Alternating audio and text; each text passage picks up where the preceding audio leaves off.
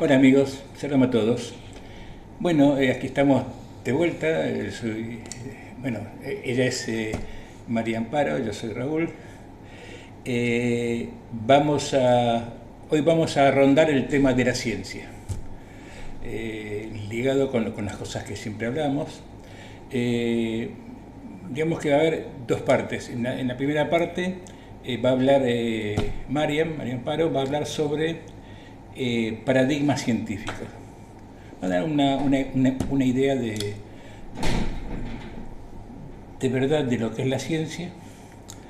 No es que yo no diga de verdad, es que ella tiene otra sabiduría al respecto. Yo, en la segunda parte, yo voy a hablar de algo que titulé La ciencia de la Torá. Eh, Así que, bueno, los dejo en compañía. Muchas gracias, Marian, por estar una vez más De nada, con estos temas. un placer. Bueno, yo intentaré explicar cuatro cosas básicas referente a cómo está ahora el paradigma científico, qué es un paradigma y dónde nos quedamos pues en el paradigma anterior. O sea, vamos un poco por partes. En todo el siglo XIX, el Círculo de Viena tuvo una teoría y una visión del mundo en que la ciencia tenía que ser ciencia puramente lógico-formal. Lo que caía fuera de este esquema simplemente pues no era ciencia. Bien, bajo este paradigma cae gente como Wittgenstein y muchísimos más. Bueno, Wittgenstein ya se conoce lo que es el Tractatus, en que decía simplemente, bueno, que de aquello de lo que no se puede hablar, o sea, que son el 99% de las cosas, uno pues se tiene que callar. ¿Por qué? Porque no tiene validez científica el predicado que diga de cualquier cosa. Wittgenstein pues analizó lo que era la ciencia de su época. ¿Puedes repetir el nombre? Ludwig Wittgenstein. Ludwig. Sí, escribió el Tractatus Filosóficos Políticos, y luego, cuando acabó su tarea, consideró que la filosofía estaba acabada y se dedicó pues a ser maestro de escuela. Bueno, Wittgenstein es uno de los integrantes del Círculo de Viena. A ver, esta visión científica evidentemente es muy reduccionista porque lo reduce pues todo a una lógica formal, y lo que no cae bajo ese paradigma que se pueda contar, medir, pesar, significante, significado, simplemente pues no tiene validez. Bueno, en todo caso, esto no es cierto, pese a que hubieron 100 años en que la filosofía se movió bajo este paraguas, por llamarlo de alguna manera, y entonces surge en el año 1922, que murió en el 96, Thomas Samuel Kuhn, que nos trajo el tema de los paradigmas científicos. Kuhn empezó con una crítica a Karl Popper. Popper, bueno, todo el mundo lo conoce, que sacó la teoría de la falsabilidad, o sea, para Popper es ciencia aquel enunciado que tenga una validez universal, o sea, muy pocos, porque siempre puede haber un contraejemplo. Sí, en la segunda parte voy a hablar de Popper. Pues dejaremos aquí a Raúl Campbell de Popper, bueno, y nos vamos a ceñir a Kuhn. En todo caso, repito, Kuhn critica un poco Popper y luego Popper lo explicará Raúl. Bien, explica a Kuhn qué es un paradigma. Él entiende la ciencia de dos maneras. Una como la que explicaba el Círculo de Viena, y por otra, una ciencia entendida como una actividad concreta de una manera un poco historicista. O sea, se ha venido dando a través de los siglos y no se puede subsumir bajo ningún tipo de ética formal. Entonces, la teoría de Kuhn es crear una especie de macroteoría, le llama paradigma, y bajo esta macroteoría, hasta que no se demuestre lo contrario, se forma la ciencia. Bien, ahora mismo estamos bajo el paradigma, saliendo del paradigma de Newton y entrando en el paradigma de Einstein, poco a poco. Quiero explicar que un paradigma no invalida el anterior, simplemente se mueve bajo otras coordenadas. El paradigma de Einstein no invalida para nada la ciencia de Newton.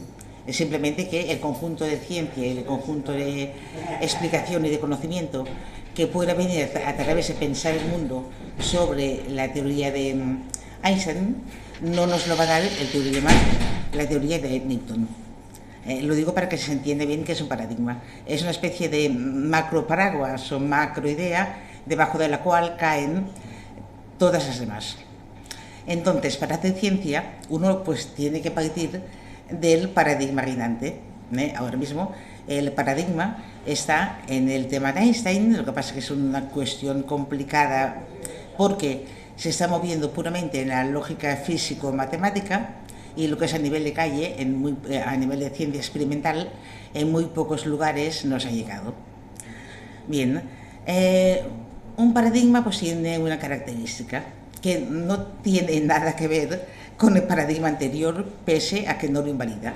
Esa es una cosa curiosa de ver y de pensar, porque parecen muñecas matrioscas una dentro de otra, en la cual pues cada macro teoría tiene su campo de acción y bajo ese campo de acción se desarrolla la ciencia, pero que por encima hay otra teoría, otra macro teoría que la puede superar, no invalidar, superar. Bien, entonces son los paradigmas realizaciones científicas universalmente reconocidas que, según explica Kuhn, durante cierto tiempo proporcionan modelos de problemas y soluciones a una comunidad científica. Si la pregunta es ¿quién tiene razón?, pues nadie va a contestar. Un científico nunca contesta esa pregunta. El paradigma funciona pues hasta que alguien lo invalida, como cualquier teoría científica. Ahora mismo están haciendo otro paradigma, que es el de la física cuántica, pero bueno, está empezando, estamos en mantillas y no sabemos todavía muy bien, o por lo menos yo no lo sé, lamento mi ignorancia, qué haremos con la ciencia que produzca este nuevo paradigma.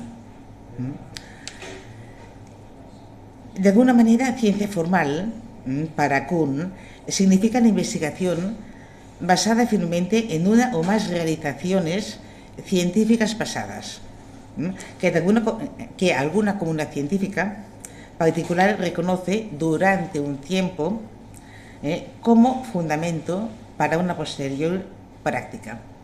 Nunca un paradigma y nunca una teoría científica es inamovible. De alguna manera siempre la ciencia trabaja con la provisionalidad, o sea, no hay verdades absolutas, no hay criterios fijos, y bueno, la comunidad científica pues lo que hace es validar o no un paradigma y ver si la ciencia que produce de alguna manera es válida. De alguna manera, ¿cómo se puede explicar claramente? Hay una tendencia bastante común que es a decir que la ciencia es algo exacto y que es una realidad probada y que es de alguna manera algo infalible. Bueno, pues la comunidad científica pues dice que no, que de momento nos estamos moviendo bajo estas hipótesis. Mañana quizá, si conseguimos otras, nos moveremos bajo otras, pero que nunca un paradigma científico o una realidad científica, hoy por hoy, es un tema cerrado y es un tema pues, que tiene una validez universal. Ahí vemos que las verdades y los resultados que encontramos son siempre provisionales.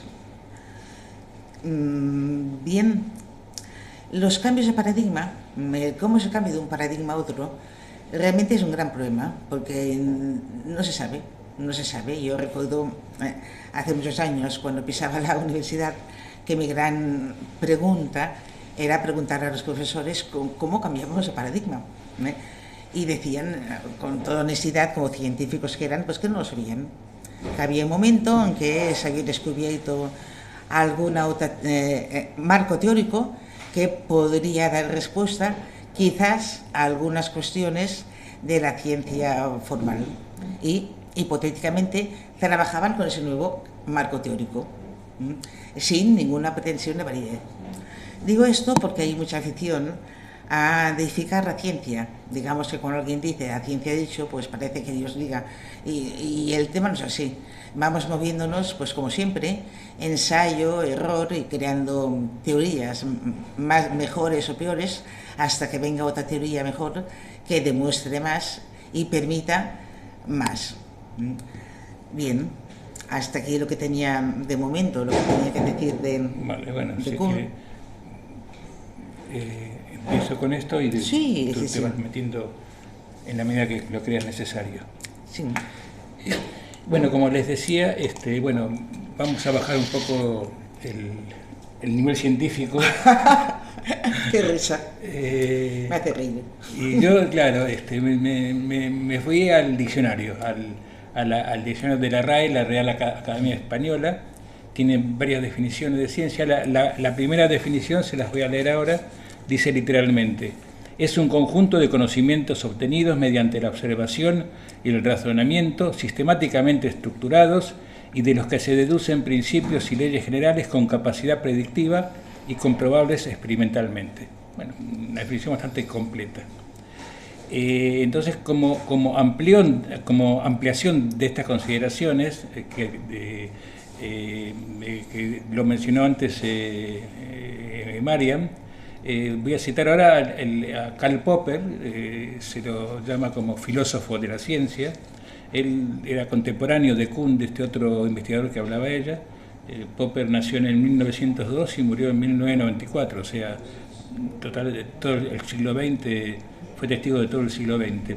Él estableció como requisito indispensable para el conocimiento científico la falsabilidad de sus postulados. ¿Qué quiere decir esto? Significa que todo acerto científico ha de ofrecer rincones o aristas vulnerables y sujetas a la verificación. Es decir, que deben ser debatibles todos sus aspectos. Consecuentemente, cada autor que elabora alguna hipótesis está obligado, desde el punto de vista científico, a aceptar el debate, aun a riesgo de sufrir como consecuencia el cuestionamiento de sus postulados, ¿no? A nadie le gusta que se lo hagan, pero esas son las condiciones, ¿verdad? La condición de la posibilidad de la ciencia es esta. Exactamente. Bueno, se podría decir también del conocimiento en general, pero bueno, pongamos que estamos hablando de ciencia. Desde este punto de vista, cuando una teoría se nos presenta como científica y a la vez invulnerable, posiblemente no estamos hablando de ciencia, sino que hablamos de una lectura que niega la discusión y el consiguiente avance de la ciencia. Hablamos más bien cuando se soslaya el libre debate y se ridiculiza al otro, o directamente se evita la discusión por medios coercitivos o por medios propagandísticos, se cierra el camino a la sabiduría y al progreso, ¿no? Se dice que en la tradición judía que la jojma, que la sabiduría viene a través del debate de ideas. Entonces, cuando hay respuestas absolutas para el 100% de los interrogantes, cuando todo tiene su respuesta y prácticamente no se admiten réplicas, estaríamos entonces frente a expresiones más cercanas a la superstición, al fanatismo y, en el peor de los casos, a sistemas totalitarios. Hay un tema interesante. En Grecia, por ejemplo, había una palabra, eso está en Parménides, para designar este tipo de no conocimiento. O sea, por un lado estaba la ciencia, con T, en latín, y la doxa. La doxa era la opinión, eso que todo el mundo opina, todo el mundo habla, todo el mundo dice, y que pasa por ciencia, pero que es doxa, o sea, la opinión. La doxa la podemos ver hoy día en las redes sociales, quien tenga humor de meterse, que todo el mundo dice, todo el mundo opina, no, eso es doxología, la doxa, eso es la ciencia. Sí, claro, es un poco lo que tú decías antes, ¿no? de que hoy en día parecería ser un tema religiosamente mal entendido incluso, cuando te dice, no, esto que te digo es científico y no hay discusión posible. O sea, si es más, y tú eres tonto porque no lo aceptas. Tonto y anticientífico, estás en contra de la verdad. Entonces, en realidad es una especie de ideología. Totalmente. Más que ciencia, es ideología y no de las mejores. No, bastante totalitaria. Totalitaria. Entonces, esto es algo que tenemos que tener en cuenta porque es algo que se presenta en la vida cotidiana, en cualquier debate por televisión, artículos de periódicos, como decías tú, en las redes sociales, se presenta muy a menudo, se echa en cara, no, pero yo lo que te digo es científico, está comprobado, cuando en realidad eso de que está comprobado o de que lo dice un científico me suena más a integrismo pseudo religioso, ¿no? Como aquel que dice palabrita de Dios, ¿no? Sí, sí, porque la ciencia lo que hace es lo que puede. Trabaja con hipótesis y trabaja con falsabilidades y va haciendo pues lo que puede. Ningún científico serio dirá pues, que él tiene la receta universal del mundo mundial. El último creo que fue Fleming, que descubrió la medicina y nos salvó todos. La penicilina. La penicilina, eso. Bueno, en total, para resumir esto que estamos comentando, en la actualidad, digamos, mucha gente, gran número de personas, suele tomar este adjetivo de científico como criterio de verdad, casi como de verdad revelada, ¿no? De esta manera se abre paso este discurso que utiliza terminología presuntamente científica para construir lo que decía antes, una ideología destructiva de corte integrista, o sea, una ideología que cierra, que descalifica toda discusión sin considerar que el acceder a ser rebatido y estar obligado a admitir el debate es un requisito indispensable para avanzar en el conocimiento. De acuerdo a la definición clásica de ciencia que dije al principio, está completa, que es la primera definición de ciencia que hay en el diccionario de la RAE, difícilmente se pueda identificar a la Torá como científica porque no está sujeta a la comprobación experimental de todo lo que afirma, cosa que pasó hace miles de años. Entonces, desde ese punto de vista de la construcción empírica, digamos, de la demostración empírica, está alejado.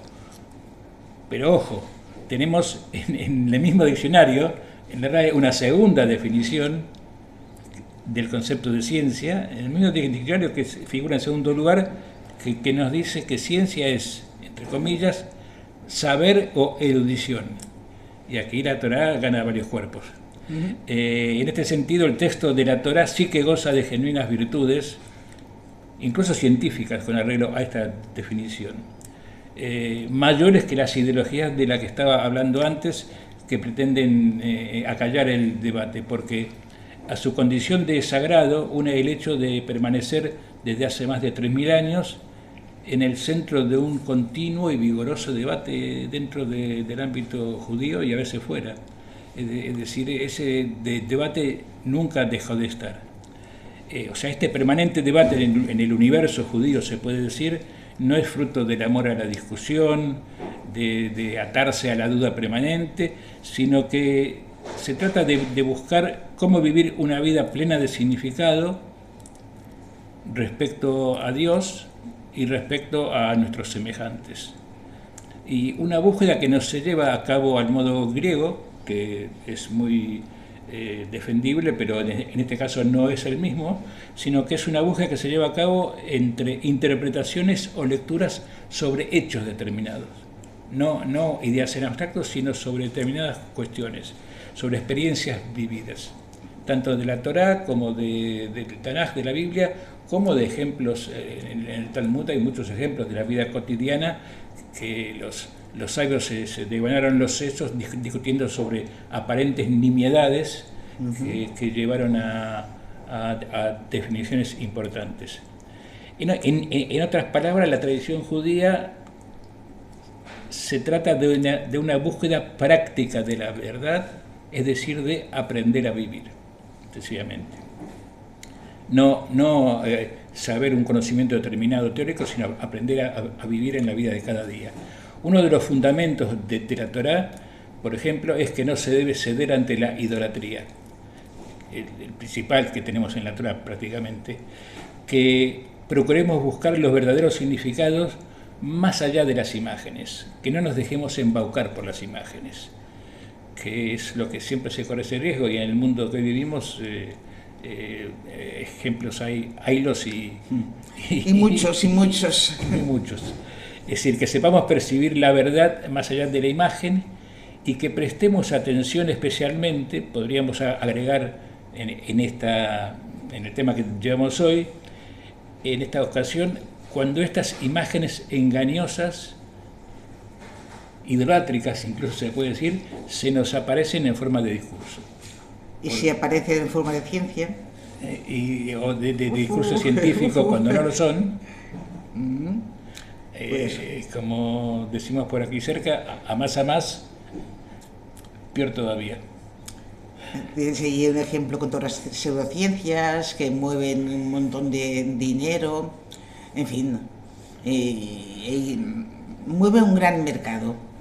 Sí, digamos lo que... Está bien, cada persona elige en dónde poner su energía, dónde poner su dinero, dónde poner su preferencia. Pero debemos estar atentos, este es el mensaje, digamos, que queremos hacer desde aquí y que creemos que es el mensaje judío por excelencia. Tenemos que estar atentos y saber discriminar lo verdadero de lo falso. Una cosa curiosa en que se parece el discurso científico a la Torá es en la exégesis constante. O sea, constantemente estamos buscando, interpretando, validando, probando. O sea, realmente no hay ningún punto fijo donde uno se pueda quedar y digamos, hemos llegado a un sitio. No. Y eso es algo realmente estimulante. Vamos, y yo lo veo así. Sí. Hay, por supuesto que hay visiones, como pasa en todas las religiones, hay visiones más integristas, más estáticas. Estáticas, menos aferradas al debate y más aferradas al ritual, digamos, ¿no? Sí. O a la aceptación, digamos, más o menos acrítica. Pero en general siempre hubo posiciones distintas y las sigue habiendo.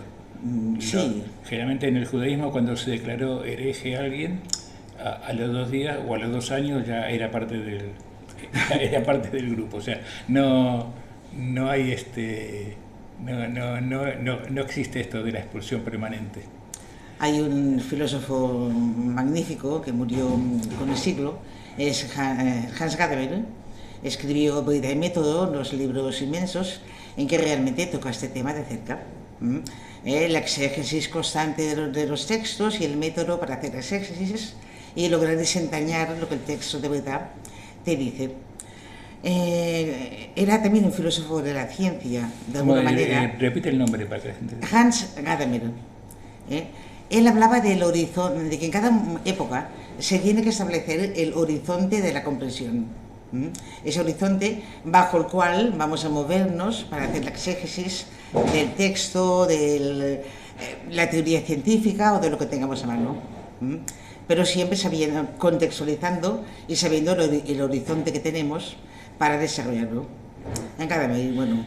Sí, no, incluso desde un punto de vista que alguna vez lo habíamos hablado, desde el punto de vista amplio de la Torá, la ciencia es Torá. La ciencia es Torá. Todo lo que busque el mejoramiento del ser humano, el mejoramiento de la vida en la tierra, que es aquello que nos conecta con el cielo, que nos conecta con Dios, todo eso es Torá. Evidentemente. Bueno, ¿alguna cosa más? No, yo quisiera pues expresar de alguna manera pues mi frustración porque bueno, tener que asumir y para siempre de que la ciencia pues siempre es un discurso provisional, la verdad es que no me ha gustado nada, pero es lo que hay, según la verdad hay es esta. Vamos dando pasos, vamos avanzando, pero que no podemos decir que hemos llegado a ningún punto concreto donde quedarnos y decir ya.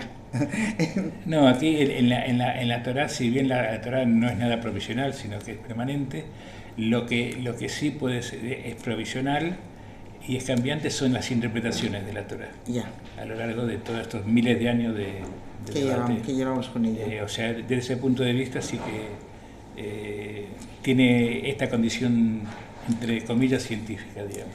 De perenidad. Bueno, pues muchas gracias por la atención y bueno, espero que les haya sido de interés para aquí, por supuesto, no es la constante judía, no respondemos, sino que planteamos otras preguntas. Como siempre. Como siempre. Ok, muchas gracias y hasta la próxima. Chao.